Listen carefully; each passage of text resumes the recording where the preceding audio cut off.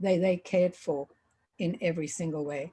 Obviously, we work very closely with the Rotary Foundation Finance Department, who handle all our transactions. We refer also to the investment officer, and we have representation both on the finance committee, on the investment committee and the finance committee of Rotary International.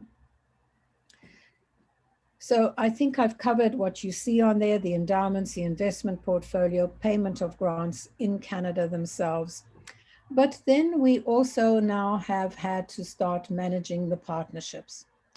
Originally, the Rotary found, originally the government of Canada had an agreement with CRCID as a Rotary entity, and monies were given from GAC to CRCID, and this covered Rotary projects done by Rotary clubs. When that program ended, we were able to negotiate through the Rotary Foundation Canada a $6 million grant over 5 years in support of global grant programs for clubs doing global grants from Canada. Now, this has been a very, very interesting process because the contract that was negotiated 5 years ago, which has now run its full course and is done, was a very different contract to the contract that we are dealing with at this particular time. Because the government changes almost on an annual basis, a little bit like Rotary does, and because every time they change in the various departments, the government has a different emphasis, our parameters in administering this grant changed, and it came from just being in support of global grants to a whole different ballgame. We, as the Rotary Foundation Canada, had to put into place a full grants committee. We had a 6-member committee that actually approved every single grant when the application came through. It was then approved for the Canadian funds to be added to them. It then went through and then was approved by the Rotary Foundation as a global grant. And now at the end of 5 years, we are working on doing our final report, and we are having to draw statistics from the reports that have come in to the Rotary Foundation on the global grants for statistics which even the Rotary Foundation doesn't refer to. However, one of the positive things that has come out of this is that for the first time, the Rotary Foundation actually has statistics on grants, which they never ever had before, and they are finding this extremely beneficial. So perhaps in the future, they will be drawing the same data that we do. So what did we actually do? We were given $6 million Canadian over 5 years. We were allowed to spend it under certain parameters, which were very close to the Rotary Foundation parameters. We turned out to be approximately $4.2 million in US dollars. We approved 143 grants, and our total funding, as you say there, of projects, what were the projects worth that we actually funded? Well, that was in excess of 15 million US dollars. So we are absolutely besides ourselves at the impact that we have had. It made the most incredible difference to the clubs that were able to affect these funds.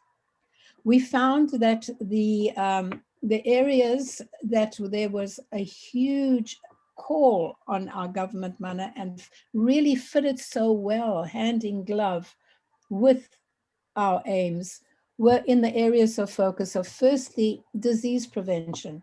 We did a tremendous amount of grant approval, which affected families, communities, because the government of Canada asked us, please, to focus on women and the girl child. So you can see that education, disease prevention, and then in the end, community development, which was to the advantage of giving business opportunity to women in their communities, training them, putting them into place. that was also significant within this. Next slide, please, Chris. We have pulling out the KPIs, the key performance indexes, from all of the projects that we have done.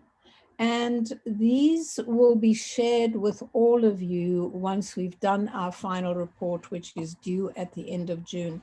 I think that will give you significant ammunition to understand just how impactful global grants actually can be, because this is the type of information that a Rotary Foundation doesn't have as a data collection point, but we will be able to at least give you some idea on the 143 projects.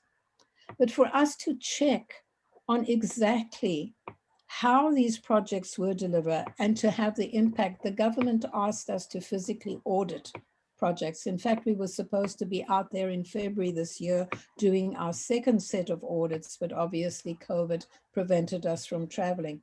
But last year in February, Betty Shreplik and myself went to Peru and to Colombia, and we audited 6 projects in total. This particular project just absolutely blew me away.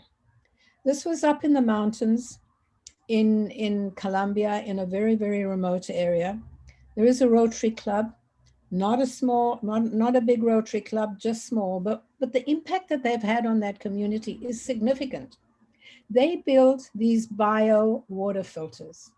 They have an arrangement with a local organization who provides water infrastructure for the area to the government. It's a private company who have given them space in their factory yard. They also donate the cement for them to produce the biofilters with, and they donate from their staff a certain percentage of hours every single week to help the production of the bio sand filters. Then the club has an agreement with another supplier of water structure who helps them deliver the biosand filters into the communities. They have a partnership together with a government there who provides 2 staff members specifically to work with them to do the follow-up on every single one of the biofilters. So these biofilters are produced, they are numbered, and they have a history. They then get donated to a family in the community who get the training of how to support them. They are checked back on at least on a monthly basis to make sure that everything is operational, that they have the chlorine drops to add. And then if a family moves, the biofilter goes back into circulation again and goes into another family. So there are some of those biofilters which over the last 5 or 6 years have been recycled 2 or 3 times. This particular small grant is now in phase 3 of production, and they have touched something like 25,000 families. It is an incredible impact from small global grants. And I think this impressed the government of Canada so much, the fact that it's localized, that it's done by people on the ground, for the people within the community, by the people within the community, and has such a significant impact. A second grant that we also audited, which is we didn't order this one, but this is another second grant that I would, you can move on, thanks Chris, that I would really, really like to share with you. This was the very first grant that we approved. It was an education project in Kenya, done by a club on the Sunshine Coast in Dandini, which is now an undertaking of the government of Kenya. What they established in that very first grant has become so significant in providing educational facilities, programs, and protocols that the Kenyan government has taken it on as the mast flag, you could say the flag, the high flying project for every single school in Kenya. it is now being instituted by the government across Kenya. Again, both of these clubs who started these programs in Kenya could not have done what they had done without the contribution from the government of Canada. But the impact from this is significant. So I can't wait to get the data in place so that we can share that with you. So that's really just from the partnerships that we work on.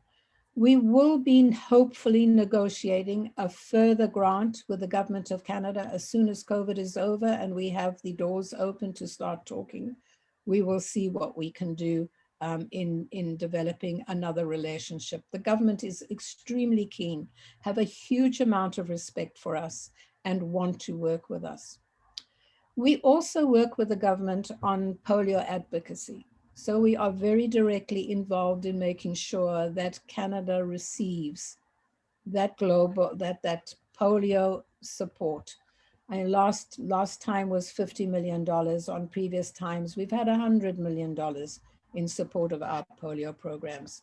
So we work hard on behalf of the Rotary Foundation, making it local and making it Canadian. So thanks. I think that's, unless I have some questions here. Anybody?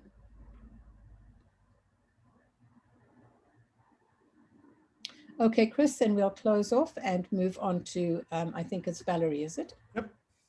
Yes, thank you so much. And first of all, before we move on, I would like to give a lot of credit to Dean and Betty Skrepnik, who have put in countless hours and effort with this relationship with the Canadian government. And it is, when we get grants, there's obviously a lot of paperwork and a lot of reporting that goes into it. And I know that they have worked tirelessly to do that. So thank you on behalf of everyone, Dean and Betty, for doing that. And that work with the government is certainly, strengthened our relationship within our country and certainly strengthened Rotary's image as well. So thank you so much.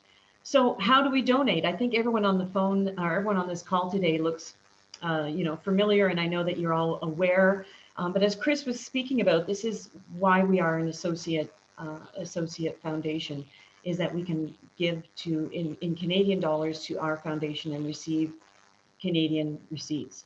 So as we know, the first 3, Rotary Direct and by phone and donating online, of course, takes us to the RI website where you can give in Canadian dollars.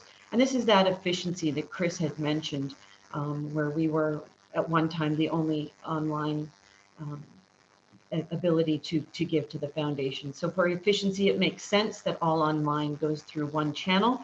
And of course, we can always mail a check. And I'm going to talk to you a little bit about our new website design and how robust it is. And you can find that on the website. And the reference to the hashtag 123 contribution form is really, as we know, a lot of Rotary forms have a number associated to them, and that is 123-EN English, and you'll find it on there, as well as the lockbox address that you can mail it to. So if you like to physically write a check and mail it to Toronto, that's exactly how you can do it. And as you know, you will, as I said, it's in Canadian dollars, and you will receive a Canadian tax receipt. Dean already alluded to some of the yes, I believe there is probably a French too, Stella, but confirm that for you. As Dean alluded to, the exchange, the tax receipts are sometimes an ongoing issue for our staff, and just always make sure that we have your proper email address so that you will get those, but always available to make a call and we'll take care of that for you. So it mentions the exchange rates. Chris, if you can go to the next one, you're probably aware on Rotary.org, it's updated monthly. Usually there's not a lot of change in the exchange rate, but if you're looking to have the equivalent in American dollars, these rates are available online. Probably used to using them also when you put in your expense reports, if you do that with Rotary International. So I spoke a little bit about the website. We are so excited that we now have a new website. It was so much needed and overhaul, and we're so thankful that Chris Offer and Road Director Phoenix McLaren and Carolyn Ferguson, Senior Major Gifts Officer, have been working on this as our communications team, which is a new team that has been working on this. Chris has told me that this website is 85% there. And if you have any ideas or suggestions or stories, there's some great stories. Some of the grant activity that Dean was just speaking about, you'll see those referenced in stories on the website. So if you've got any stories you want to share that are Canadian in content, because that's what is important. We're not trying to replicate the Rotary.org website. We're really just trying to make sure that it has that Canadian content and speaks to Canadian Rotarians or to other people around the world who want to see and explore what Canadian Rotarians are up to. On there, you will find also our posted financial statements. And so, all about transparency. You can see some of the numbers here. I think Dean spoke a lot about in her opening comments about our endowment and the money, the investment money that has been held at the Canadian, the Mauer group that invest that funds for us. And as she said, we actually realized a 6.7% rate of return last year, which was a little bit ahead of the money that is held at the Rotary Foundation for the endowment. The only other thing I'll mention around finances, and I think it was alluded to, that we have the support of many Rotary International staff, from finance to investment. And so, we do have to pay for that. There are transfer funds that happen to the Rotary Foundation at RI headquarters because we have that shared resource as well. So I think that that was, I think, all I really wanted to talk about there. If there's any questions, but that was my piece. Thank you so much. Thanks, Valerie. I have a Over to you, question. Carolyn. Somebody has a question? Yes, I do. It's Gary Shearer asking, we've always told the story that Rotary invests the donations for 3 years, and the return on those investments help to run the foundation and reduce the overhead of the foundation. When it comes to Rotary Foundation Canada, we have one employee. I'm assuming that the investments are covering the costs of that employee. However, you mentioned there's transfer cost. I'm assuming some of our investment returns are going to the Rotary Foundation US to cover some of their costs. Yeah, so I can answer, and then maybe Dean can elaborate if I've missed something. You're absolutely right, Gary. The transfer payments do obviously, they fall under the program costs, and they're for the evaluation and implementing and running the grants team, for example, at RI as well as software development, any software that's needed. I know that there's the non-cash depreciation of some of that software that's in those money as well. We also, not only our staff member, we do rent some office space. There's obviously the lockbox expense that happens, and we do cover some of Carolyn's salary as well as our major gifts officer as well. So Dean, if I missed something, if you want to jump in. No, just that everything is, how could you say, costs are pooled. We have our costs, our direct costs that we have, which come out of it, such as our employee and our office space. Then we have the direct costs, which are the money exchange and costs on that. But when it comes to the Rotary Foundation itself, to their administrative costs and their support of us as an organization, and in their support of all the other foundations across the world, there is a certain percentage of that which we pay as the Rotary Foundation Canada. And we look at that percentage and ask for a full audit of that percentage every 3 years, just to make sure that we are 100% on track as to the services that we get for the expenses that we pay. We are at the moment undergoing a whole review, which is a Canadian Revenue CRA compliance review, and looking at exactly where we should be standing in what, how do we account, how accountable are we, and how do we account for these expenses which we are paying a proportion of to the United States. So Gary, it is something that we watch like a hawk. I can tell you I've spent 2 days at the finance department going through every single little detail. When they tell me that we are paying 5% of this, I want to see it qualified, that is the staff member who supports us, etc., etc. But yes, that is exactly where it comes from. It comes from the returns on the investment, and it is accountable and it's audited. So when we're talking about the Rotary Foundation donations, that I think there was at one point where we would say that 95 cents of every dollar goes to actual programs, and 5% is used as to cover overhead. Are we still in that range? I think at the moment it's about 6%. I think that is what I heard on a program in this last week, on a finance thing that I was sitting in. I think this now during this COVID time, the final return on the full donation to what's remained is about 6%. So yeah, Okay. we're still sitting within that. Wonderful. Thank you. Great. There's a couple of questions in the chat, and we'll make sure we look through the chat by the end and make sure we get everybody. But go ahead, Carolyn. Hello, everyone. Good to see you all. Thank you for being here. Just for those that don't know me, I am a Senior Major Gift Officer, part of a staff team of 12, and I am based on the Canadian side of the operations, and my partner zone is Zone 28. So primarily, as mentioned, about 95% of Canada, although we have identified earlier in our conversations that there are a sprinkling of Canadian clubs in 3 other zones as well.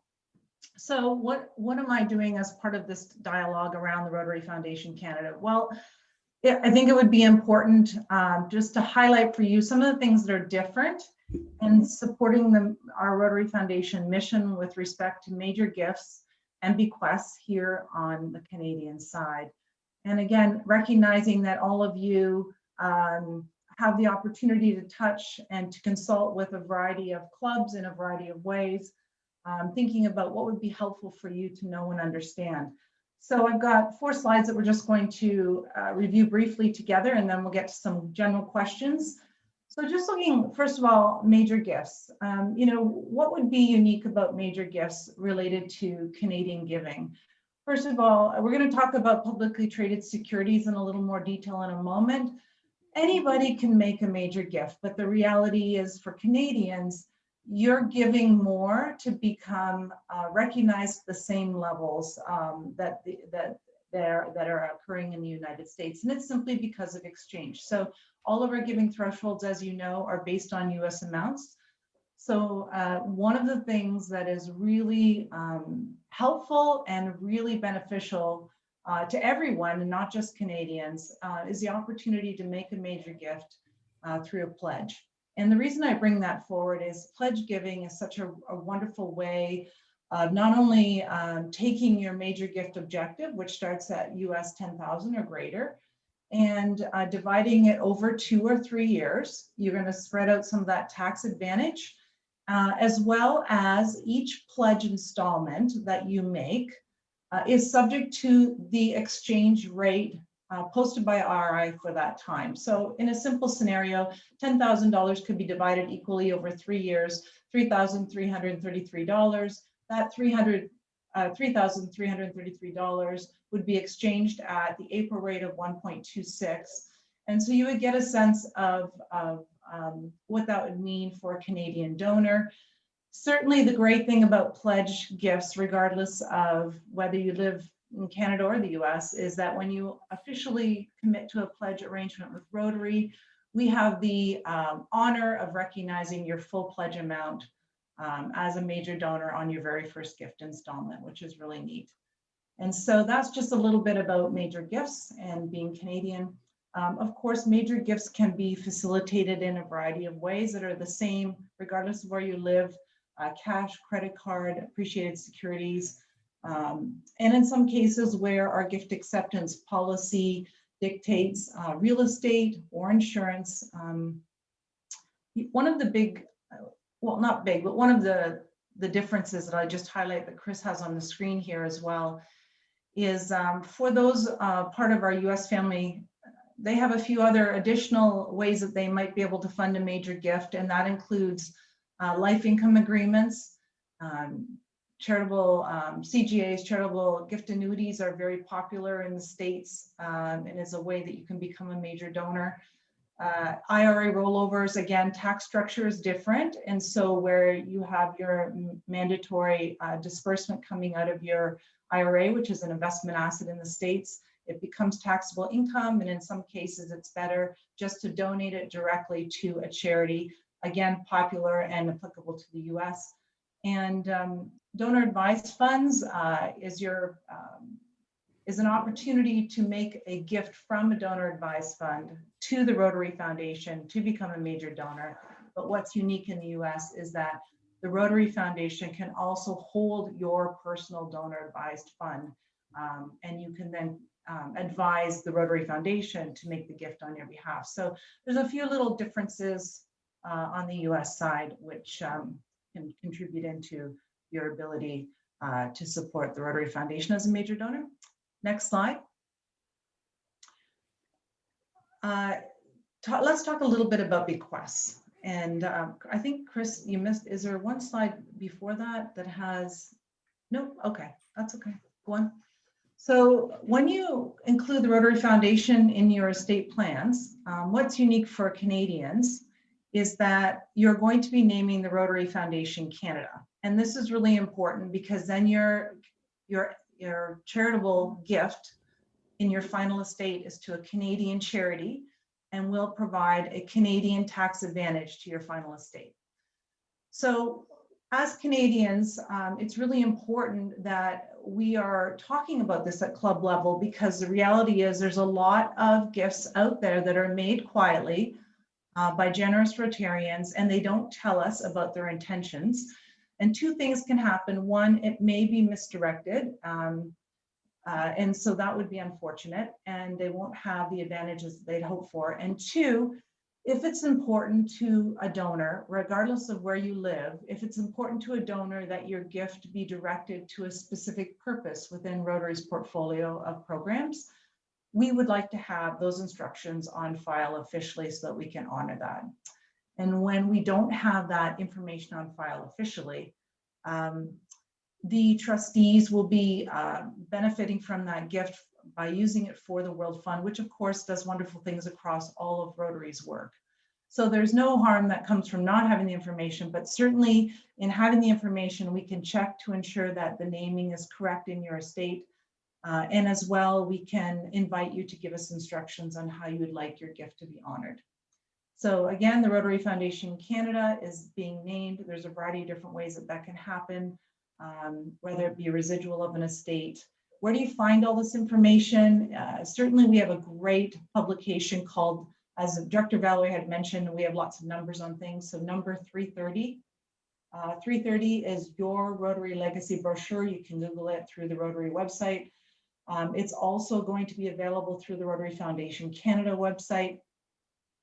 We're working on adding a few more things there, so it will be hyperlinked over to the main website with Rotary. And again, as a distribution piece at club and district level, it has all of this outlined within it. It's very helpful. And so that will be a very essential tool for any conversations around future gifts to the foundations. Next slide. Right, so again, naming the Rotary Foundation Canada, your options for structuring that include your will, a codicil to an existing will, naming the Rotary Foundation Canada as a beneficiary in a life insurance policy, or a residual beneficiary of a retirement asset. Again, all of that is outlined in that same brochure. And there are a few additional things that are available for those living on the US side. Again, just strictly differences between tax laws and operating between two different countries. Next slide, Chris.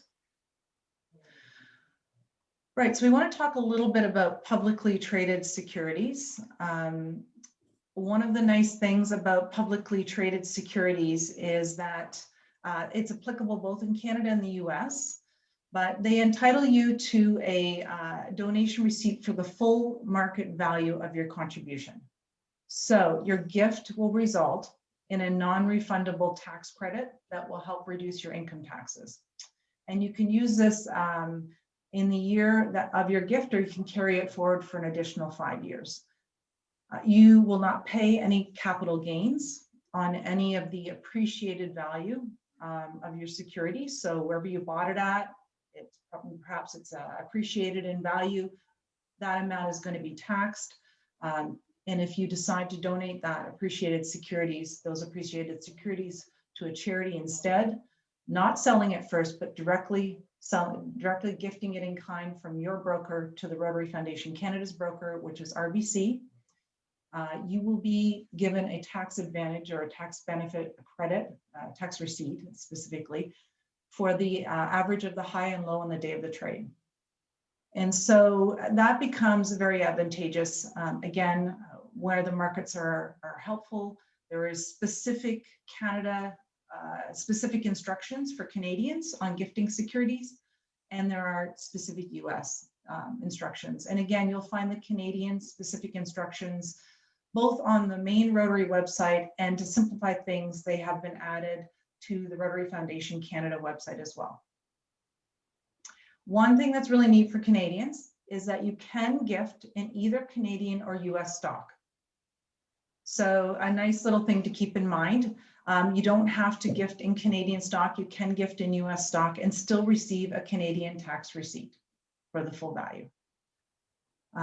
And in everything that we do with major gifts, you always have the option, whether Canadian or US, to do so at a level that would allow for you to name your gift, especially if it's an endowed gift. And that's at the US $25,000 level or greater. So again, just some really great information, not Canada specific on the naming side of things, but Canada's specific on tax or charitable publicly traded securities gifting instructions, and where you can find those on the Rotary Foundation Canada website. I think that's it. Thanks very much, Carolyn. I'll just stop sharing, bring everybody back. And there's a few questions, and then we'll get to more questions. Just look through, does the Rotary Foundation's annual financial statements include TRF Canada? That's getting beyond my pay grade. Dean, can you answer that? I don't think they might be a separate. We are included in it. I do know we're in there, but I'm not sure how we listed. Yeah, that's So important. we'll look it up. Yep. Yep. Rich will try to find the answer for you. CRCID, somebody's put that in. Thanks, Gary. Canadian Rotary Collaboration for International Development predates the government partnership. It's no longer exists. It was a separate charity set up to manage the partnership between the Rotary Foundation and Canada and the government of Canada. And then the agreement changed where the agreement is directly with the Rotary Foundation Canada rather than an intermediary. Yes, all the forms are in French. Susan Hicks' phone number is on the website. Solo Adanya. And I think that somebody's put it on there. I think that's it. Is the pledge option due to Canadian law? Ken, no, Carolyn, you can elaborate, but the pledge, you can do that in US. You can make major gift pledges 3 years, and depending on the size of the gift, that could even be greater for very large AKS type gifts. So talk to, and I saw Elizabeth on here, the major gift officer there, or the EMGA for your area, and they can talk about pledges.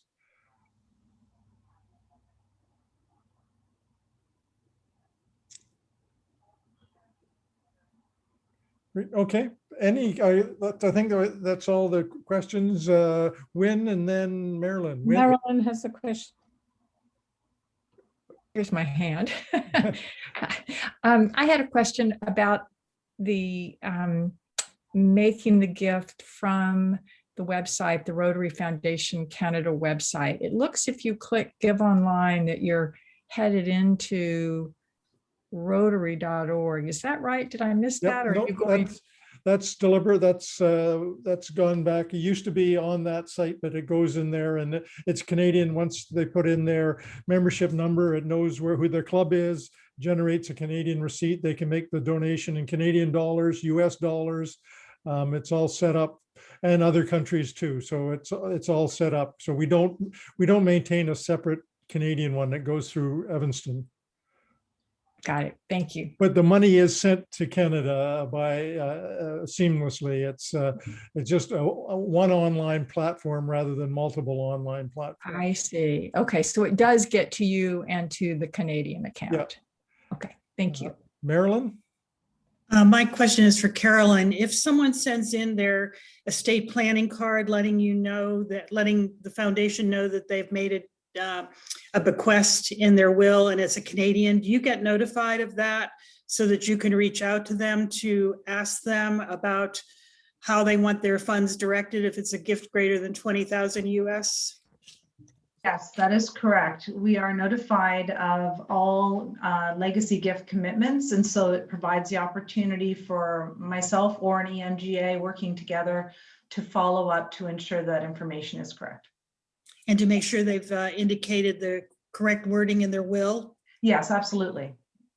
Absolutely. To thank them and clarify that information, yes. Thanks, Carolyn. You're welcome. Elva? Is that your hand up there? No, not mine. Okay. Any other questions? I just reiterate what Carolyn just said about naming the Rotary Foundation Canada. I know in Canada, there's over, last time I checked through the CRCR, the Canadian tax website, there was over 300 charities with Rotary in the name, registered charities, and many Rotary charities without it. In the US, there's 3,000 or 4,000 Rotary charities. And we have had confusions on wills and estates, what the donor meant. So any of you that are talking to donors, it's really important in Canada by putting the charity number in, it's very clear. And in the US, making sure they're naming the right Rotary charity that they intended to, rather than a club charity, a district charity, or some other entity. Carolyn? A fun little piece of Canadian trivia for all of you curious-minded folks. There are 1,356 Canadian bequests right now with a combined value of just shy of $69 million. Great. Great. The trouble is we live too long. Yes. So Chris, I just wanted to just highlight something. Through this association that we've had with the government grants that we've just been through, there's a new relationship which has developed between the Rotary Foundation and the Rotary Foundation Canada. And that is the realization that we as the Rotary Foundation Canada have been able to produce action on global grants far quicker than the Rotary Foundation ever has been able to do. So when we are stewarding through a grant, in getting payments done and information done, we might have a role to play. And that is why we started really making sure that we tell you as a group what we as the Rotary Foundation Canada can do and what we do for you. So if you are running into grant situations and there are problems that you have concerns about, you can always contact us through Susan. Susan will know where to direct the inquiry, and we might be able to help in getting your grants moved forward as well. This is a new sort of relationship that we have built. The second point is that I really need to emphasize the Rotary Foundation Canada doesn't do any fundraising itself. We only steward and administer the funds which you raise. So we are there as a middle body, but we do not go out and raise funds ourselves. We might do polio advocacy work and we might work with organizations, but whatever funds that get donated through you to the Rotary Foundation. So, okay, that's me. Great. Any further questions? Valerie, any closing comments? Did you want to add? Okay. Chris, I put in the chat if you could forward a copy of the meeting recording tonight. I thought it was very, very helpful and I'd love to review it again. Yeah, I'll do that and I'll send it out. I got distracted and I clicked the record button late, so it's partially into Jean's presentation. So you'll get a partial recording. So thank you, and thank you all. Great information. Appreciate it. And again, Chris, I'd just like to add, they can contact me at any time if you have any questions, or you can contact me through Susan if you want. You probably all have my email already. If not, I'll put it in the chat box and you can email me and we can direct it wherever it needs to be. Okay? great. Thanks, everyone. Enjoy the rest of Easter Monday and cheers and thanks for everything you do for Rotary in your community. Bye for now. Thanks, everyone. Thank you. Great Thank meeting. you. Thank you.